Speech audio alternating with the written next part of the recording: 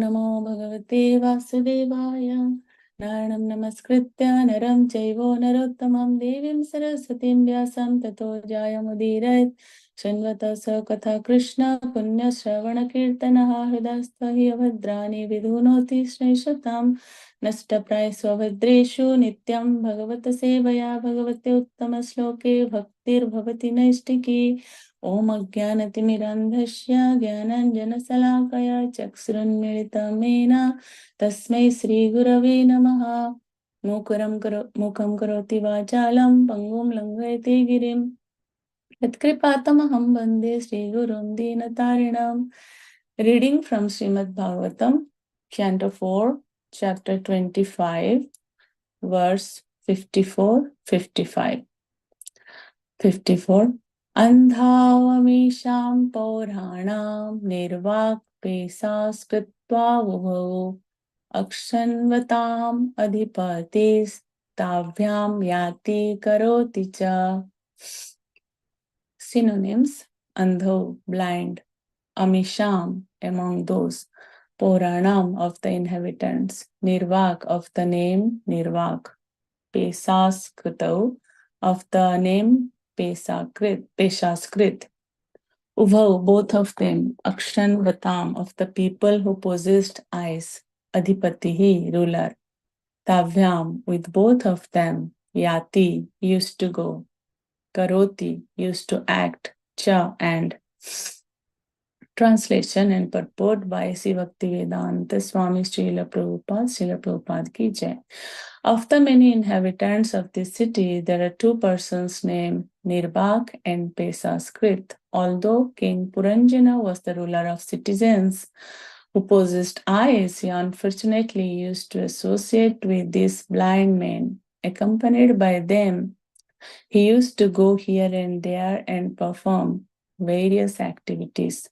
Purport: this is a reference to the arms and legs of the living entity. The two legs do not speak and they are blind.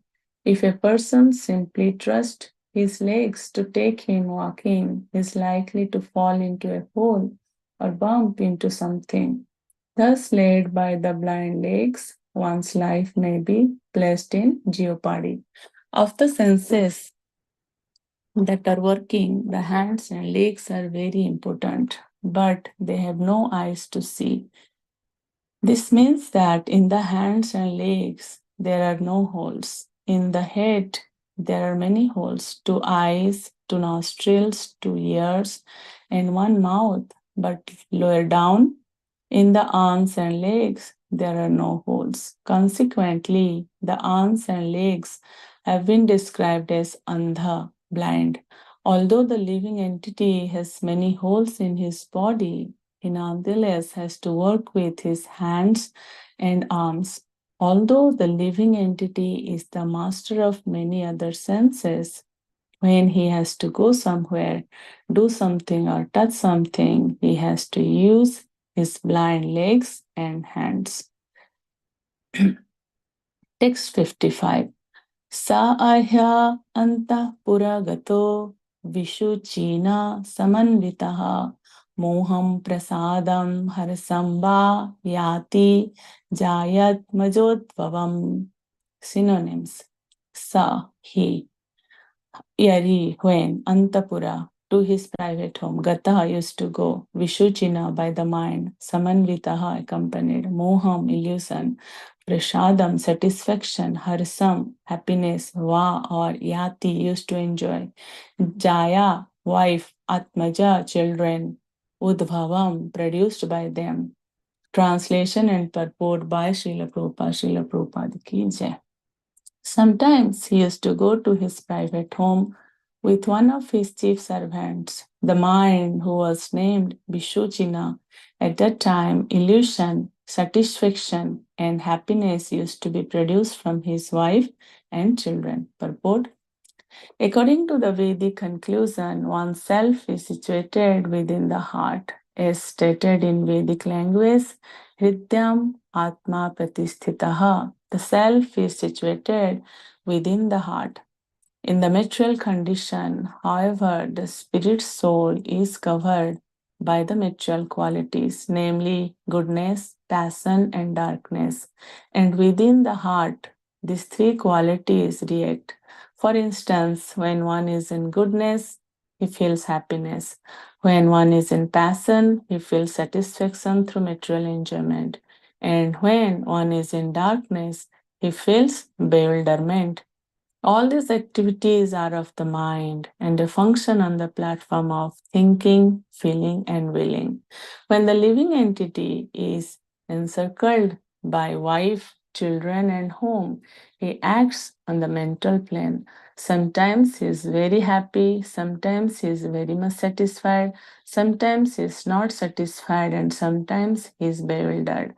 Bewilderment is called moha, illusion. Illusioned by society, friendship, and love, the living entity thinks that his so called society, friendship, and love, nationality, community, etc., will give him protection. He does not know that after death, he will be thrown into the hands of a very strong material nature that will force him to accept a certain type of body according to his present work. This body may not even be a human body. Thus, the living entity's feeling of security in this life is the midst of society. In the midst of society, wife and friendship is nothing but illusion. All living entities encased in various material bodies are illusioned by the present activities of material enjoyment. They forget their real business, which is to go back home, back to Godhead. Everyone who is not in Krishna consciousness must be considered to be an illusion. One's so called feelings of happiness and satisfaction resulting from material things are also illusions. Factually, neither society, friendship, love, nor anything else can save one from the onslaught of the external energy, which is symptomized by birth, death, old age, and disease. To get even one living entity out of the illusory condition is very difficult. Therefore, Lord Krishna says in Bhagavad Gita, chapter 7, verse 14, Devyesa gunamayi mama maya dirattaya mamevaya prapadyante maya metam tarantite. This divine energy of mind, consisting of the three modes of material nature, is difficult to overcome. But those who have surrendered unto me can easily cross beyond it.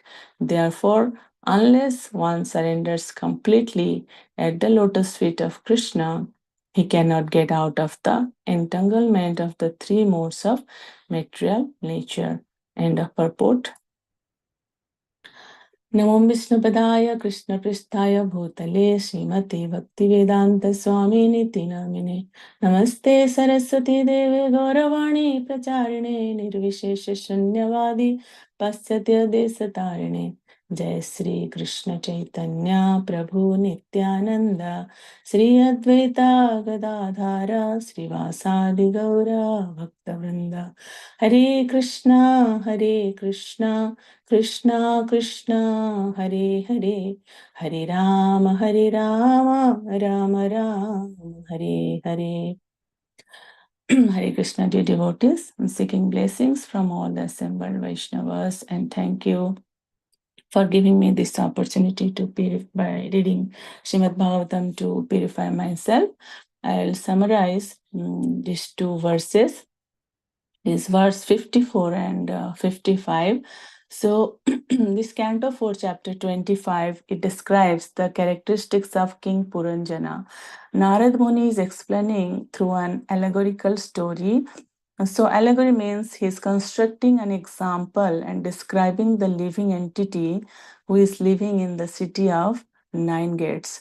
So in Bhagavad Gita, the Lord is describing in chapter 5 verse 13, there is a verse from Svetasatra Upanishad 3.18 is quoted in that particular verse of Bhagavad Gita.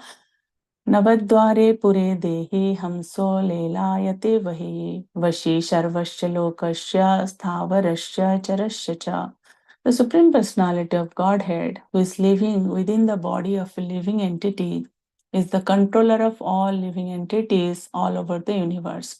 The body consists of 9 gates. What are those 9 gates? 2 eyes, 2 nostrils, 2 ears, 1 mouth, 1 anus, and genitals.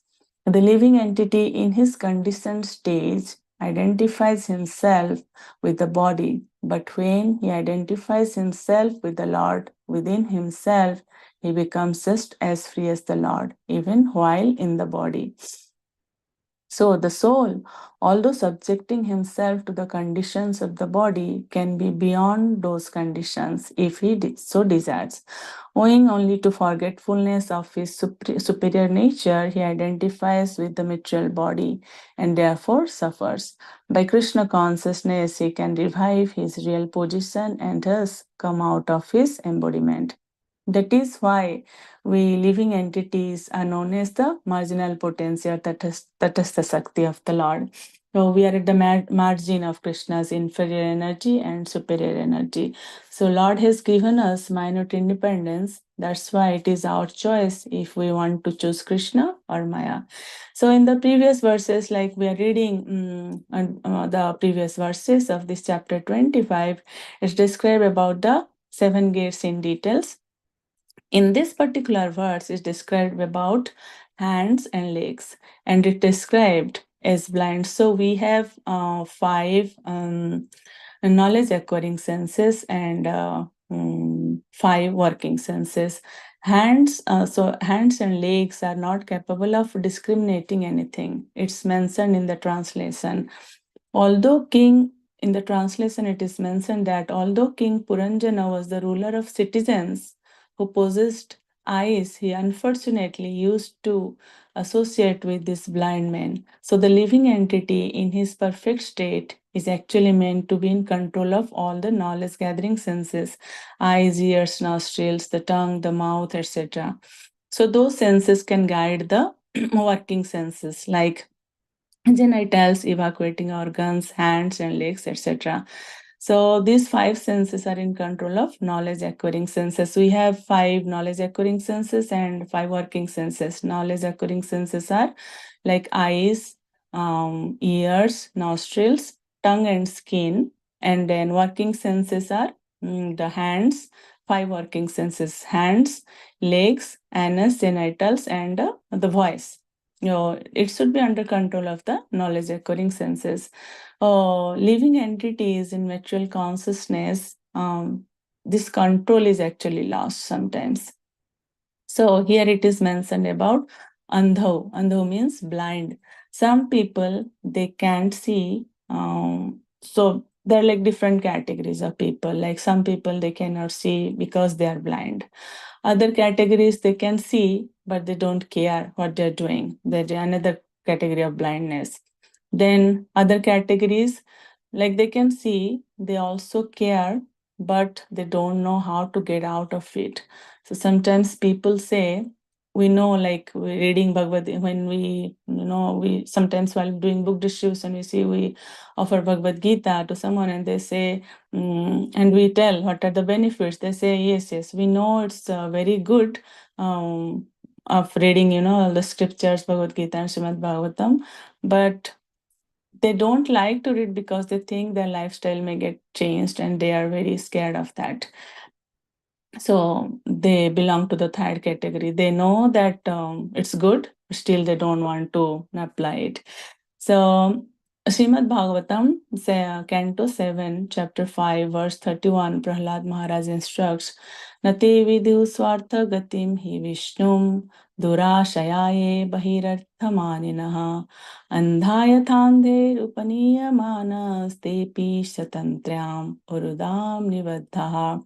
Persons who are strongly entrapped by the consciousness of enjoying material life and who have therefore accepted as their leader or guru a similar blind man attached to external sense objects cannot understand that the goal of life is to return home back to Godhead and engage in the service of the Lord Vishnu. As blind men guided by another blind man miss the right path and fall into a ditch, materially attached men led by another materially attached man are bound by the ropes of rotative labor, which are made of very strong cords, and they continue again and again in materialistic life, suffering the threefold miseries.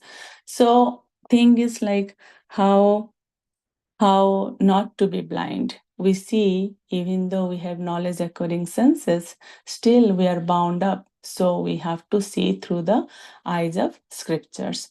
So I was hearing one lecture yesterday in which a devotee mentioned that Vaisheshika Maharaj says when we go for book distribution, we should approach each and every soul because we don't know which soul is going to respond. So we should never judge a book from its cover.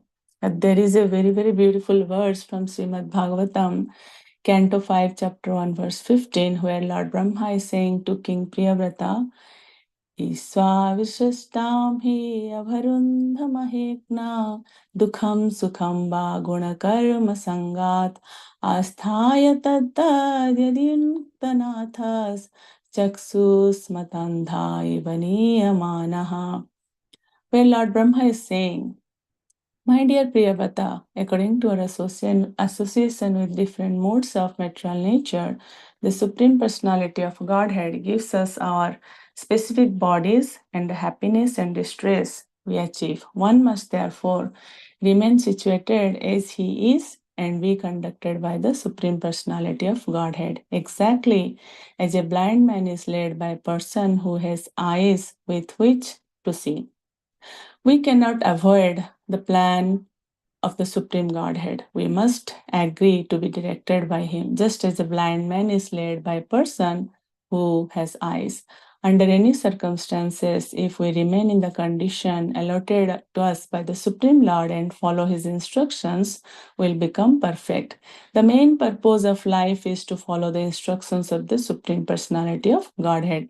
So there is an analogy of bulls in that Canto 5, Chapter 1, I think it's verse 14. It's like mentioned how the bulls moving under the direction of the driver of a bullock cart is mentioned. Bulls being completely surrendered to the driver remain wherever he wants to place them and eat whatever he wants them to eat. Similarly, being completely surrendered to the Supreme Personality of Godhead, we should not aspire for happiness or regret distress. We must be satisfied with the position allotted to us by the Lord. We should follow the path of devotional service and not be dissatisfied with the happiness and distress He has given, because the Lord knows better than us, right? What is good or what is bad for us. So again in verse, I'll summarize verse 55. So according to the Vedic conclusions, in the verse of a particular verse 55 in the purport, it is mentioned that oneself is situated within the heart. Stated in Vedic language, Hridyam Atma Pratisthitaha. The self is situated within the heart. In the material condition, however, the spirit soul is covered by the material qualities like goodness, passion, and darkness. And within the heart, these three qualities react. Like when one is in goodness, maybe he or she may feel happy. And when one is in passion, we feel satisfaction through material enjoyment. And when one is in darkness, he feels bewilderment. So all these activities are of the mind and they function on the platform of thinking, feeling, willing. The three activities of mind, right? Thinking, feeling, and willing. So when the living entity is surrounded by his family, friends, society, community, he thinks himself very protected.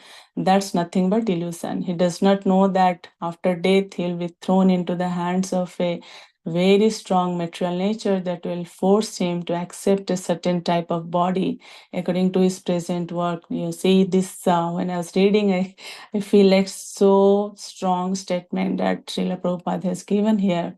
It also mentioned that this body may not even be a human body.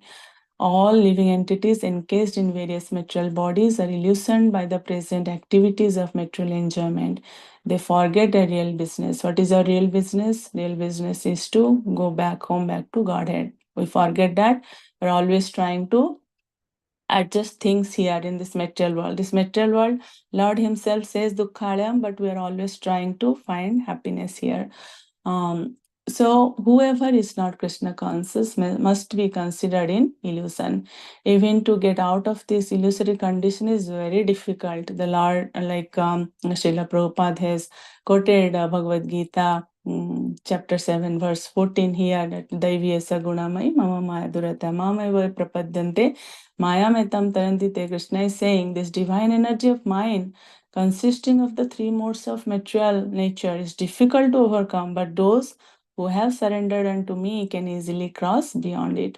Therefore, unless one surrenders completely at the lotus feet of Krishna, he cannot get out of the entanglement of the three modes of material nature, because Krishna is the Lord of illusory energy, and only he, out of his causeless mercy, can order this insurmountable energy to release the conditioned soul.